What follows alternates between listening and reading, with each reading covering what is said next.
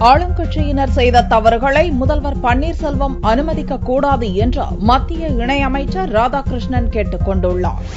கோவை மண்டல தொழிலாளர் வருங்கால வைப்பு நிதி அலுவலகம் சார்பில் நடந்த நிகழ்ச்சியில் மத்திய இணையமைச்சர் பொன் ராதாகிருஷ்ணன் கலந்து கொண்டார். முன்னதாக செய்தியாளர்களை சந்தித்த அவர், மின்சார கட்டணத்தை உயர்த்த தமிழக அரசு திட்டமிட்டிருப்பது மக்களை பெரிதும் பாதிக்கும் என்றார். அதிமுக பொதுச் செயலாளர் ஜெயலலிதா கைதான போது ஆளுங்கட்சியினர் நடத்திய தவறுகளை புதியதாக பொறுப்பேற்ற முதல்வர் பன்னீர்செல்வம் அனுமதிக்கக் கூடாது என்று பொன் ராதாகிருஷ்ணன் வலியுறுத்தினார். தமிழகத்தின் புதிய முதல்வர் மரியாதைக்குரிய ஓ பன்னீர்செல்வம் அவர்களுக்கு என்னுடைய பாராட்டுகளையும் வாழ்த்துக்களையும் தெரிவித்துக் கொள்கிறேன்.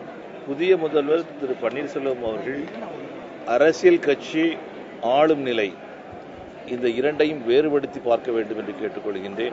தமிழக மக்களுக்கு பாதுகாப்பு கொடுப்பது தமிழக அரசாங்கத்துடைய கடமை.